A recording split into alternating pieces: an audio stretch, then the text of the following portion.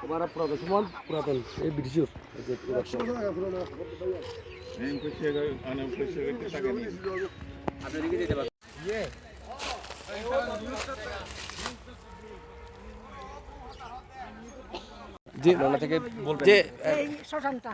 এই শ্মশানটা হচ্ছে যে আমাদের 200-250 বছর আগের এটা শ্মশান আর কি। এটা কি আপনাদের পূর্বপুরুষের শ্মশান? শ্মশান এখনো মাটি আছে, কয়লা আছে এখনো, ওরা কাটতেছে যে এইটাতে উঠতে আরো কষ্ট। এখন দখল করতেছে কে?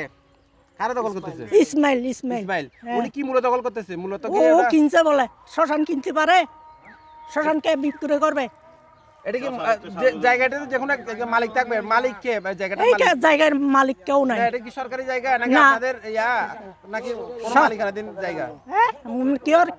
কেউর মালিকও নাই, কে পূর্বপুরুষ হইতে এই শ্মশানে ব্যবহার করতেছে। এটা কি সরকারি খাস জায়গা নাকি মালিকানাধীন জায়গা? মূলত না, মালিকানা কেউ না। মালিকানা কেউ না, না খাস জায়গা। খাস জায়গা। এটা পূর্বপুরুষ থেকে আপনাদের দখলে ছিল? আমাদের দখলে ছিল, এখনো মন্দির আছে, গাছ উঠছে।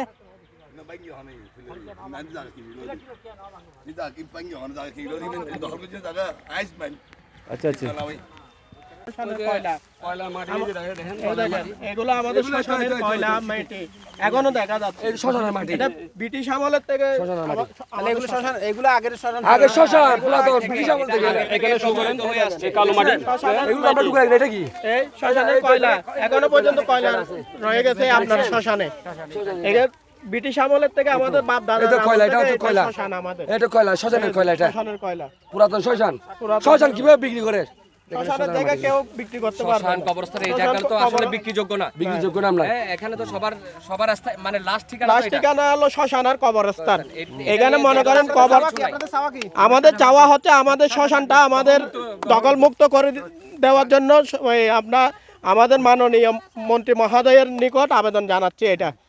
আর মাননীয় মন্ত্রী মহোদয় যাতে আমাদেরকে আমাদের শ্মশানটা পুনরুদ্ধার করে দেয়, আর একটা শ্মশানের জন্য একটা রাস্তা সংস্কার করে দেয়, রাস্তার ব্যবস্থা করে দেয়। আমরা শহীদবাড়ি বড়ুয়া সম্প্রদায়ের সকল লোকজন ওনার কাছে চিরকৃতজ্ঞের বন্ধনে আবদ্ধ থাকবো। আচ্ছা, জায়গাটা কি কোনো মালিকানাধীন না? তাহলে না, এটা কোনো মালিকানাধীন না। এটা পূর্বপুরুষের, আমাদের দাদার আমলের থেকে এটা আমরা শ্মশান হিসেবে ব্যবহার করে আসতেছি। এটা আসলে কতদিন আগে মন্দির আছে